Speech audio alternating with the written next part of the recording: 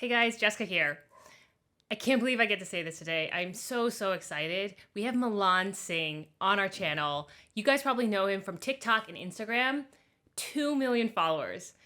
For a tiny channel like ours, it is just incredible that, he agreed to come on our channel and to be able to ask him questions. So I'm just very grateful that he's taking the time to do this. So his content, he has amazing personal finance stuff across these channels. Check them out. Watch me get this iPhone for $770. I'll pay with my Bank of America credit card. You must be broke since you're paying with a credit card. This guy, he doesn't know anything about credit card. Hey Starbucks, can I get a refill please? Of course, here you go. Thanks, how much? $0. We actually have a free refill policy. What? So I can get a free refill on anything? Have you heard of Uprise? No, what's that? So they'll optimize your finances to your unique situation and tell you everything from what to invest in to how to minimize your taxes. They must be charging an arm and a leg for this. No dude, it's completely free with no strings attached. You'll get insights on everything from your credit to investing. That last one was actually about Uprise. It was a partnership that we did together. So jumping into it, you guys are probably curious. I know I'm really curious. Like, what is it like to be a content creator? What are personal finances like as a content creator? I hope you guys enjoy this. Milan, welcome to the Uprise YouTube channel. I feel like there's something pretty meta about like having a big creator on, a small YouTube channel like ours. But anyway, just really wanted to say thank you first and foremost for, taking the time to support this channel, support Uprise. And it's been great sort of getting to work with you so far. Yeah, of course. Thank you for having me. Cool. So I'm going to jump straight into the questions. I feel like I know you from watching so many of your 30-second Instagrams and TikToks. And so I would love to hear about you, how to get into content creation and stuff like that. Yeah, so I finished school like last year. And then after I finished school, I was doing e-commerce. So in college, I was already like, I was already doing like Amazon FBA and I was already into e-commerce and stuff. I just never got like, something really big and successful going. It was just kind of like a side hustle. So after college, my plan was to actually focus fully on e-commerce. I was just trying to like test stuff out and see what would work. And at the same time, I was also starting to make TikToks. So that was just for fun on the side because I had seen other business creators on TikTok make videos about their business. So that's kind of what I started off doing. And I started to do that with finance. And it worked out really well. So my first video went viral. I started on January 27th. Like I remember that was the exact day that I started posting, like where I actually tried on TikTok. So, but like in the first couple of weeks alone, I gained like 200,000 followers. So I knew there was something there. Like I didn't know, like, how to make money with it, of course. And that wasn't my goal when I initially started. But yeah, it just kind of took off and I was consistently posting then afterwards for a few months. And then once I saw like, the opportunity with social media, that's when I kind of like closed my e-commerce stuff down because I knew there was much more opportunity here. So yeah, that's kind of how I started. And I didn't plan for it to happen, but I guess I kind of just got lucky. And with the consistent posting, now I have around like 2 million on TikTok. So it's pretty awesome. Yeah, no, it's freaking amazing. But like, I'm curious, like, so even from the beginning, even from like college, you were always planning on working for yourself, it sounds like doing this Yeah, e-commerce. How did you get into that? yeah. So I mean, my parents have always they've always kind of been like self-employed. So my dad would like he used to run his own convenience store and he had like partnership with somebody else. And and then my mom was also very entrepreneurial. So they kind of like filled that entrepreneurial spirit in me. And ever since I was young, I was just like focused on just having a business and like, generating a lot of income from that business. And that was kind of just what I grew up around. So I was just really interested in business from the start. And then in college, I really got into it. I started reading books, about like personal finance, about like just about like, like how to win friends and influence people, those kind of self-help books type, and also just investing books. And yeah, so I kind of self-educated myself for like a few years. And then I started making TikToks and all that stuff, basically. Gotcha. No, it's super cool. And like, so it sounds like you were already into personal finance. Was it always like in terms of your TikTok content, was it always going to be personal finance, or were you thinking, hey, maybe I could try different things or different Yeah, topics? at first I was gonna do it based on my e-commerce business. But then like I don't know. I just thought there was with personal finance there might be, there might be more opportunity there. But like again, I wasn't really thinking about it like that. I guess I just kind of did it for fun because personal finance is another big thing I was into. So yeah, it kind of just happened, and like I was really into personal finance ever since. In high school, I was kind of into it, but I never like fully got into it. But I was always like good with my money. Like ever since I was young, I was just always good at saving and not spending on things I don't need and stuff. So in college, when I really discovered some of these YouTube channels about personal finance, like Graham Stephan and like all these other big YouTubers in the finance niche, that's when I really got into it. And I started reading books and just watching all that stuff and just learning as much as I could. Gotcha. Super cool. Maybe like, because it happened for you so fast. Like, I'm wondering if you have like advice for other creators, if you've talked to them, like, hey, if you don't get 200,000 followers in like the first week, then you should give up, or like, how do you think about that? Yeah, I think I like entered in at the perfect time when I did it. Uh, Not saying that right now is not a good time, but there's still like so much opportunity. Like one of my friends, um, she gained like a few million, I think, in the past like month. So it's really insane, like with the opportunity on TikTok, and also like there's so many creators just blowing up, and it can really happen. And like, now I'm not saying that you need to kind of blow up in order to like be successful on TikTok, because when it comes to like the monetization aspect, there's people that are making more money with 100,000 followers than there's people that are making with like 2 million or 3 million followers, right? So in terms of monetization, there's a lot of potential even if you have a small following.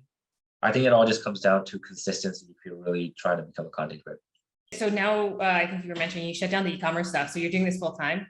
Yeah, I'm pretty much on all platforms now. I'm creating YouTube content. So I try to put out like one long form video on YouTube every week. And then I'm also like, I kind of repurpose my content for IG Reels, YouTube Shorts, Pinterest. So I'm just basically posting everywhere I can and like just making the most out of my short form content pretty much. Awesome. Do you do everything yourself, or do you get help like in terms of posting and editing? It's like so much work. Just Yeah, based on like what I know from the little that I do. Yeah.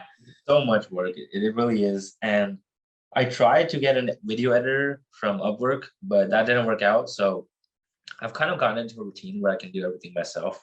Like, of course, I'm really busy, but for now, I'm handling everything myself until I find someone who really understands my vision in terms of like editing and my YouTube channel, which direction I want to take it in.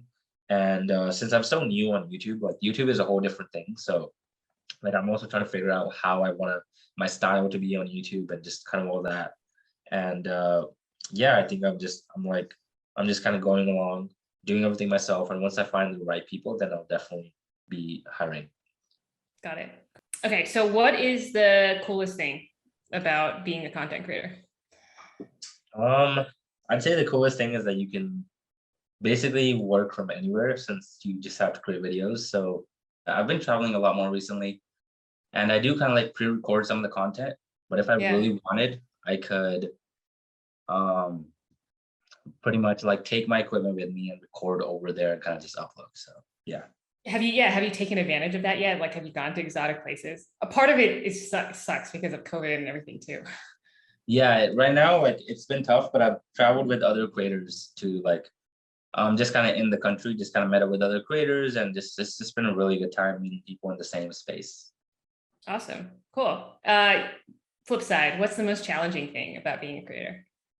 I don't know. There's like so many things, but I guess the negative comments carry a lot of weight. So like I'd say most of the comments and most of the messages I get are positive, but there's also going to be some negative people, right, that don't agree or disagree or don't like what I'm doing. And those kind of carry more weight than like the positive stuff. So I guess that's hard. It doesn't affect me as much anymore, but it really used to like a few months ago when I was just starting. That was tough. And just kind of like thinking that I have to post, like I have to get that post out every day is also like pretty challenging because it's like I don't know, it's just like a task I have to get done. And if I don't, then I guess I don't feel good about the day pretty much. How do you manage like the like mental health and stuff? Um, I guess I do have a morning routine. So like I do work out and go to the gym like every single day or do yoga or just kind of like stuff like that. which really helps me just kind of like relax and like just kind of de-stress. So I do that every day. I have my morning routine, and that really helps me. But other than that, I think just talking to other creators who are going through the same thing just really helps, because then, I know there are other people kind of going through the same thing, and just having that support system is very valuable. Yeah, no, that makes sense. I mean, I feel the same way as a founder, I have to I'm say. sure you do. Yeah, there's Yeah, probably it's so pretty much. intense. What does managing personal finances look like for you? And I asked this question from the perspective of like so much of finance, so much of like the banking system, it's all geared towards people who have a steady paycheck. As a creator, what is it like to manage your personal finances? What are things that you've had to sort of do to sort of adjust? Yeah, so I think overall, like I'm sticking to the same foundations that I did before. But yeah, when it comes to like the business stuff, I recently formed like an S corp, because it's easier to kind of do like everything through an S corp and then pay yourself as an employee. So that way you'll pay less taxes basically. In terms of like the main personal finance things, like just understanding and knowing where your money is going. So like tracking where your money is going, I'm still doing that. Paying off on my credit cards, I'm still doing all that stuff. And a lot of the things have transferred over, but there was a lot of new stuff as well, which I'm still getting used to. And like budgeting and stuff too. Is your, or I guess because you formed an S corp, you can pay yourself regular salary, like regular paycheck. It's not as lumpy, I would assume, as it would be before. Yeah, basically, I'm just paying myself like a reasonable salary, and then the rest is just in the business. Got it.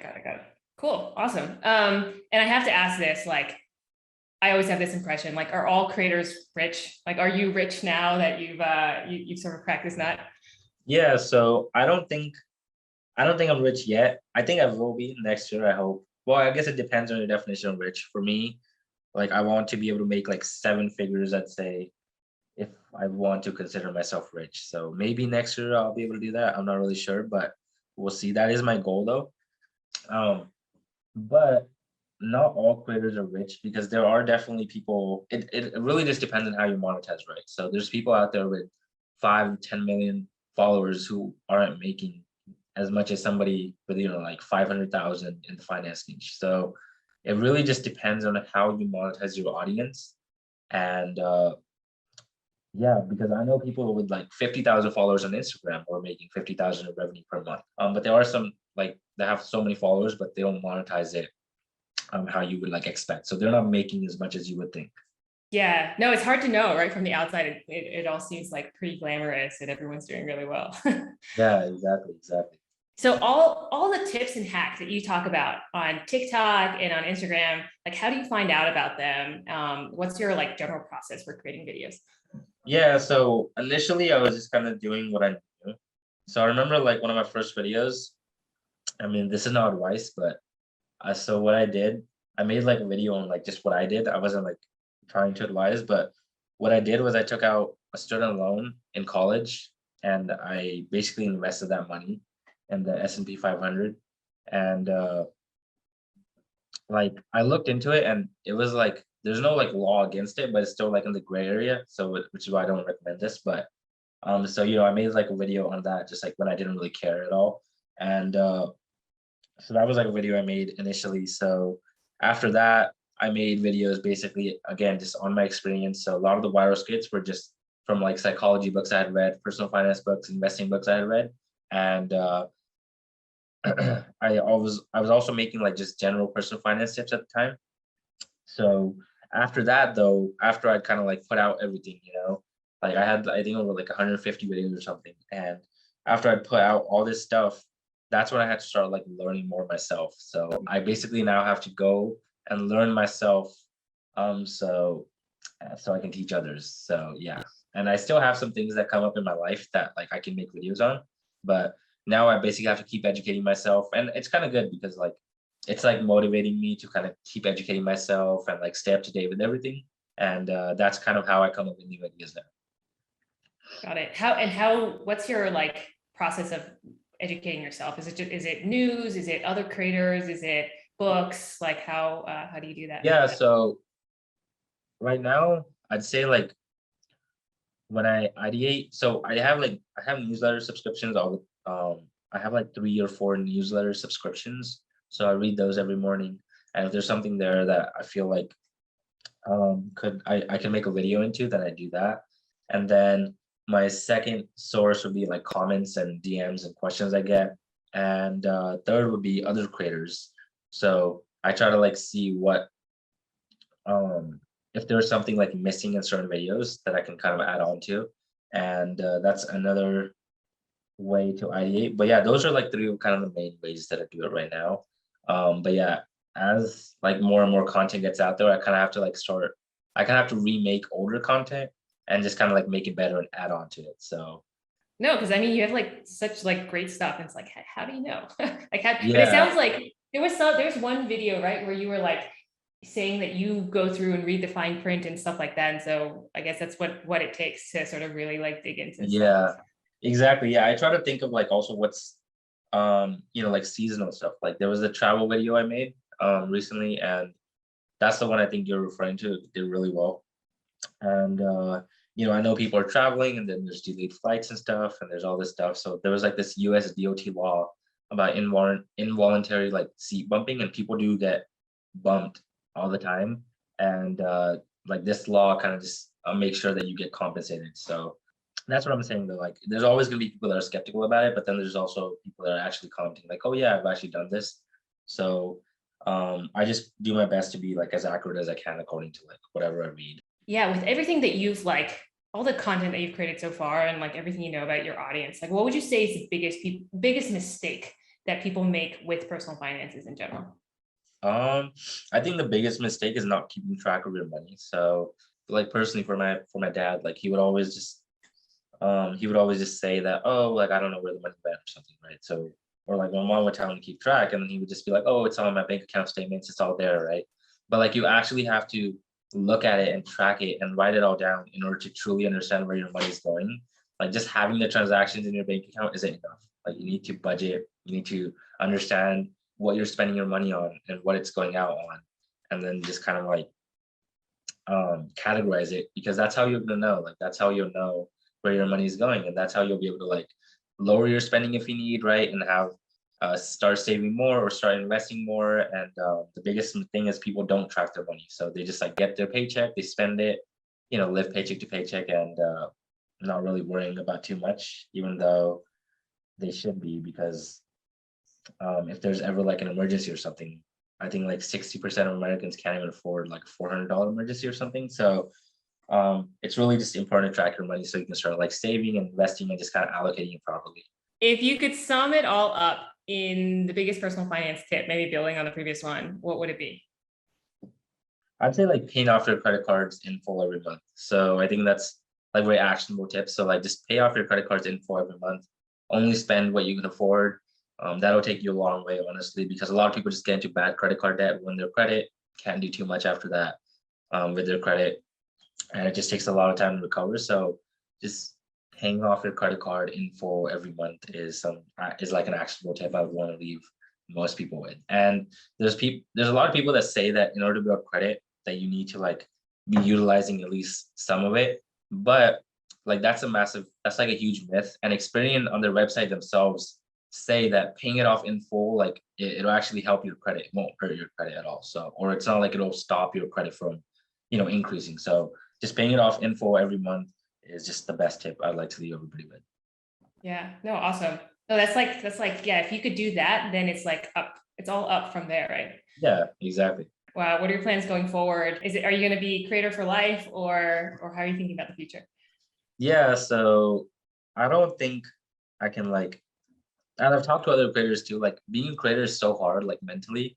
Like it's like I'm sure like as a founder too, it's kind of like even if you're like really passionate about it, even though I am with the topic, like there's just so much work that you can start to like not like it, right? So even if even if you have loved it, but with all this work that comes with it, you may start to not like it. And that's something that I don't want to happen. And right now there is like so much work. So I think at some point it's gonna like get there where I'm just like, I just kind of like, I don't know, not like hate it, but I just don't want to do it. And I think I can I don't think I can like handle being a creator for like most of my life or like my whole life. Probably like 5 to 10 years, I'd say. I can probably be a creator, but my plan is during that time is to create businesses and income streams that don't require like my face, right? So basically, even after I'm like retired from being a creator, I'll have these businesses in place and I'll be able to run them. And I also plan to like do some angel investing and stuff and just kind of like do I just have all these things set that aren't going to require necessarily like my face like it does right now on social media. So that's kind of the plan. Just build as many businesses as possible, get into e-commerce again, do all that stuff because I'm really passionate about business. I don't think that passion is ever going to go away. So I'm just going to kind of keep on doing that. And right now, I'm just going to also try to build businesses associated with my social media. So in the near future, kind of just like build um, like a subscription model or like start offering coaching calls and stuff that are directly associated to my social media. But over the long term, definitely just angel investing businesses that don't require my face, just e-commerce stuff. And yeah, I think that's like kind of what a lot of creators are trying to do as well, since it does take up so much energy. Like they don't want to do it for the rest of their life, of course. Yeah. But Yeah. like 5 to 10 years is like it's like a decent amount of time because after that, I think it's just gonna get really, really tough. Yeah, no, that makes a ton of sense. Like sort of like use the resource that you have to continue to like build out income streams and stuff like that. Exactly. There you go. That. Cool. Awesome. And that's it. Thank you so much to Milan for taking the time. And I definitely recommend you guys check out his stuff on TikTok and Instagram. I'll link to everything in the description below. As always, if you guys would like more support with personal finance, definitely check out Uprise. I've linked us in the description below as well. We build Wall Street level personalized financial plans completely and 100% for free. So if you have questions about investing, budgeting, how to manage your finances as a creator, whatever it is, we'd be happy to help. And on average, we've put 100K in net worth back into people's pockets. Other than that, if you got value out of this video, please give us a thumbs up, hit that subscribe button, and click the bell for notifications. See you guys next time.